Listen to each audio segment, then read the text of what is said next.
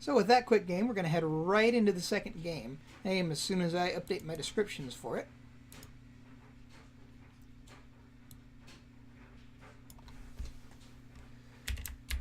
Our second game, which I believe is indeed a Gold League game. It's between two Gold League players in any case. Is between SkyHive for StraTk Gaming and joakc. I'm not sure how to pronounce that. I'm just going to call him Joe until I hear from him how to properly pronounce his name, because at least that I can easily pronounce. So we're going to call it SkyHive versus Joe.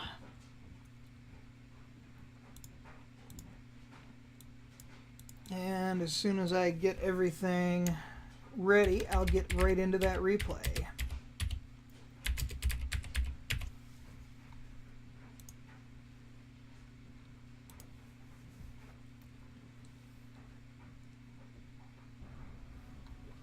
So here we go, loading up that replay. Now our first game was mighty quick. It was pretty much a 4-gate rush, faster than our Zerg player could get up any defenses. Sometimes these games can be impressively quick. Sometimes they take a lot longer. I have not previously watched these games, so frankly I have very little idea what we're going to see, what we're going to not see. In any case, I'm just going to sit here on the loading screen and wait for it all to load up.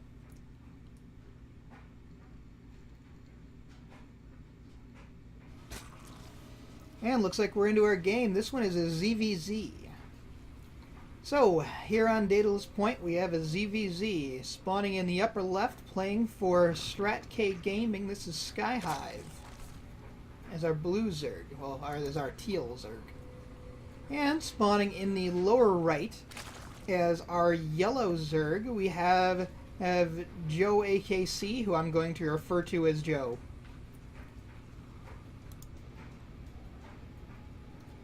So, both of them sending their overlords across the map immediately, but we have a really fast gas coming down here from SkyHive, so we're probably going to see some early aggression. Put up a gas almost immediately. It does seem to have screwed up his overlord timing a little bit, considering he's completely supply blocked right now, but my guess is we're going to see a bit of a sort of a delayed 10 pool, so it's going to be kind of a 10 pool speedling sort of build.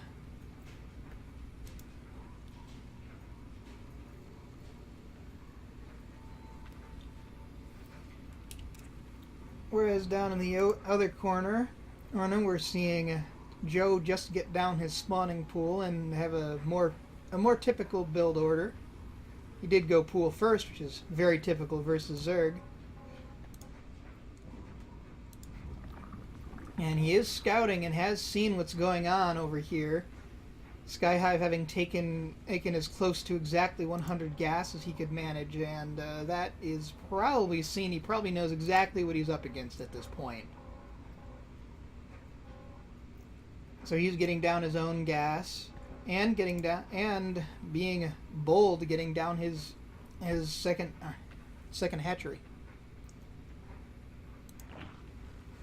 Quite bold play, knowing that your opponent is going speedling all in and getting down your second hatchery, but we'll see if it works out for him. He did go pool first rather than hatch first, so he does have the tools to defend it. Now the question is, what does he choose to do after that? Now, if it were me, I'd probably actually choose to keep with slowlings, but do a baneling nest first. And we're about to see whether he chooses that path or whether he chooses speed. Looks like he's just going to choose the slower speed as he's letting the gas continue to mine. Oh, no. And there's a drone moving about, just getting down a spine crawler. So yeah, he's almost certainly just going to simply go for speed and take advantage of the rush distance, but he has no lings out. SkyHive's first lings are already coming across. they're going to be timed just so they hit this base as it finishes. So it's actually very good timing for SkyHive right now. In fact, Joe sees that and cancels his hatch, pulling back.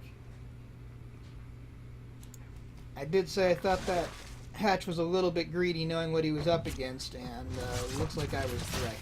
So he's getting a second spine crawler, but that's in fact with no cancel destroyed by the early lings coming in, but he might have just enough lings with this queen and the spine crawler to defend this okay. His baneling nest is indeed already down, but he's stopped mining any gas. An interesting choice. And now there's a ton of speedlings showing up at his front door, but they back off for the moment. In the meantime, we see SkyHive is completely committed to this. No second base, just completely one base play. Although his lings are now going over to where his second base location would be, he might actually be getting down his second base, but no, he's just running around under some overlords. Which are there to look. And his lings are coming back into Joe's base, but Joe is going to have at least a few banelings by the time they get there. One already morphed and a few on the way, and a ton more lings on either side. Although we do see SkyHive starting to drone up. So those lings are just kind of doing a bit of a soft contain, just hanging out at the ramp of the natural. He's about to see this with his overlord. Both players doing pretty good overlord spread, so both players have some pretty good vision of the map. Especially with one base versus one base, that's extremely useful, because on one base you're not going to see much that can fire up other than a queen most times. And neither player's having gone on for StraTk yet. So, other than, and if somebody decides to build some spore crawlers, all you're going to see that can fire upward is queens. And joakc, with his speed having finished, is now moving his lings out across the map. Those banelings are pretty slow, but in a game between two Gold League players, you'll often see even slow banelings can be surprisingly effective, as with imperfect micro on both sides. Got this one ling in kind of a cute place, but he did miss those banelings run by. He sees the lings, though. And then these lings see those banelings, though, as SkyHive's both players actually trying to get down their second hatch. And, in fact, Joe with a bit of miscontrol, messing up with the banelings and losing two of his banelings against the hatch. And now this battle here on the ramp going a little bit more or in the favor of Joe. And all of his lings go into the base. Joe's going to take down this queen, which is extremely useful, but at the cost of most of his lings. SkyHive with some pretty good control, dodging his lings around and maintaining much higher ling numbers at the moment, at least over on this side of the map. In fact, on the map in general, we've now got only 6 supply of army for Joe, whereas SkyHive still retains now 16, and I believe all of that is lings. Well, 14 of it is lings. 2 of it's the queen that's currently morphing in. But rather than choosing to counterattack, he's just sending one ling out to scout, whereas Joe, whose resources are getting a little high, actually has managed to get his second hatch up.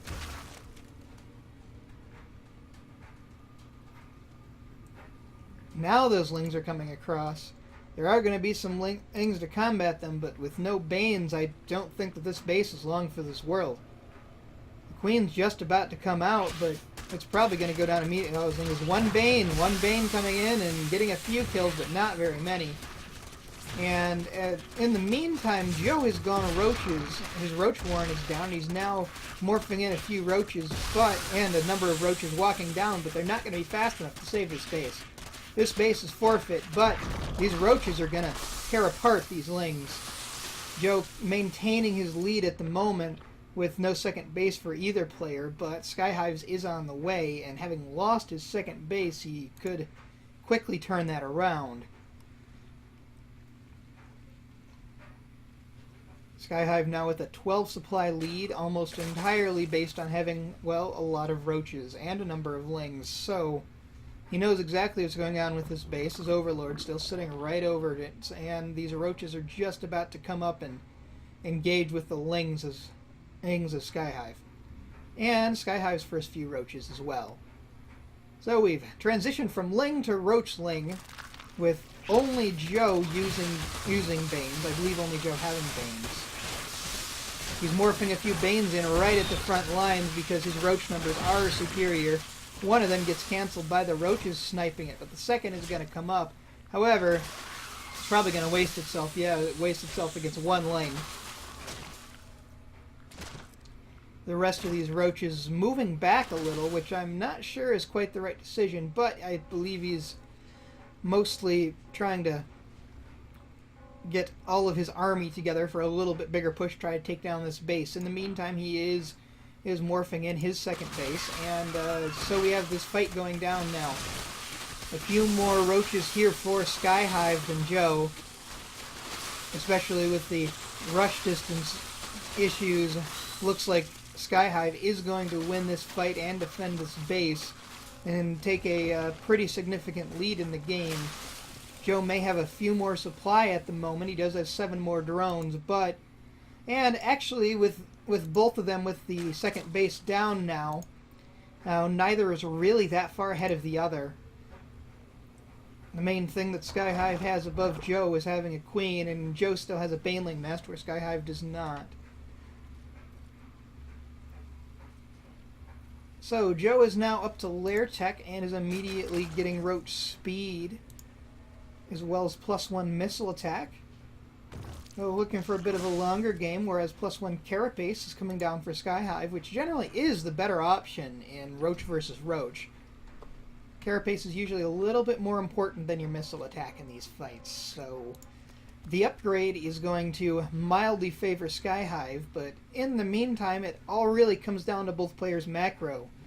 Because unlike a pro game, the macro is not going to be nearly as identical. With gold versus gold, players are not going to necessarily have perfect macro, and it looks like so far Joe has a little bit of a macro edge, which over the longer term will indeed help him out.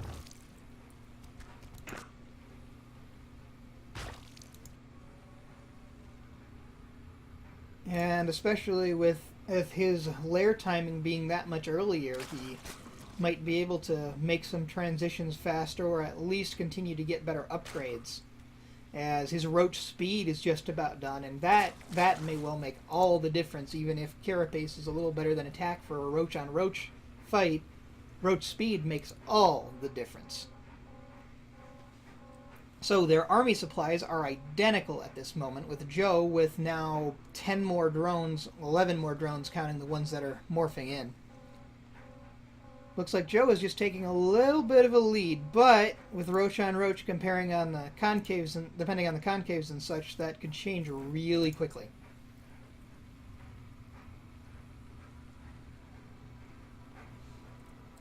Both players doing pretty well with their inject timings, always a good thing to know out in a Gold League game like this. The inject timings do matter a lot, and Joe in general is doing surprisingly well for his macro. He's taking a third. He's got the basics of the macro game down, and after having transitioned away from that really fast knife fight of an opening, and he may well have a significant edge in a longer macro game. We don't see any interesting transitions coming down yet. SkyHive, however, does have a Hydralisk den up and is getting up a few Hydras to back up his roaches.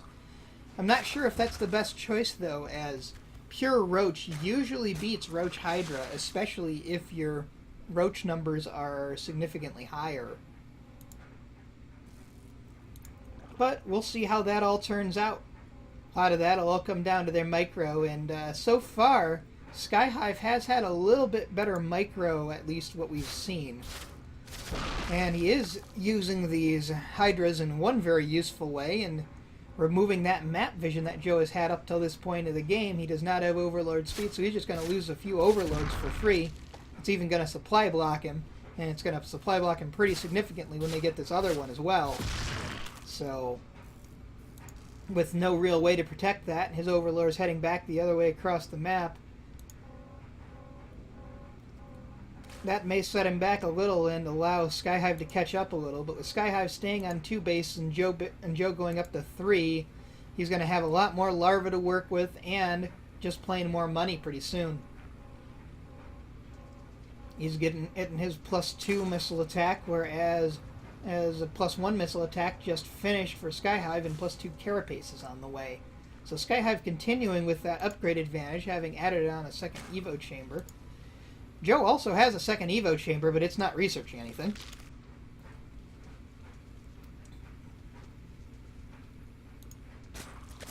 However, Joe is simply going to have more stuff as compared to SkyHive's better upgraded stuff. He's now got quite a significant supply lead. He had 15 more drones, owns 22 more army supply. He's just massing up his forces. SkyHive does have a little bit better tech, but that's a whole lot of roaches, and looks like SkyHive is probably going a little bit Hydra heavy with his build, which in my opinion is probably not going to work out that well, and we're about to see how it's going to work out as Joe heads across the map with this positively devastating army of roaches.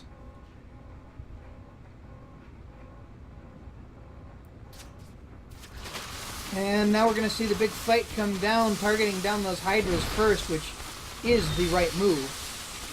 And getting a very good concave, both players getting a good concave. Perhaps SkyHive having a little bit of a concave advantage, but using that burrow, however, to save much of his troops. However, that allows Joe to run right up into the base, get a few kills for free as new Hydra's morphing in, and he's just going to try to take the base right down. A few roaches that were trying to come in as reinforcements nailed by this little force that SkyHive had burrowed, but SkyHive, knowing he can't deal with this base, is just using these to cut off reinforcements, which is actually working extremely well because he's not microing his reinforcements at all, getting a ton of free kills. But the big army, after sniping the base, comes down and tries to make sure that they can actually get their reinforcements. Another clutch burrow helping save more SkyHive's troops and allowing him to have at least some chance, and having his third base up, having lost his second, giving him some chance. Another unburrow with those roaches are now healed. He's lost almost all the Hydras, but the burrowed roach's healing ability is allowing those roaches to pretty much live forever and snipe off a roach, as he gathers another force at the top of his ramp here. However, I think Joe just has way too much. I mean, he's got doubled supply of his opponent right now, and SkyHive GG's out. So, SkyHive GGing out, and Joe very, very convincingly winning our second match here today. And I'll be honest, I forgot who won the first one. Anyway, I'm actually going to open up the first one quick to try to remember who won it. Oh, I remember now. It was the Mighty L who was playing for the Lucky 13 as well. So that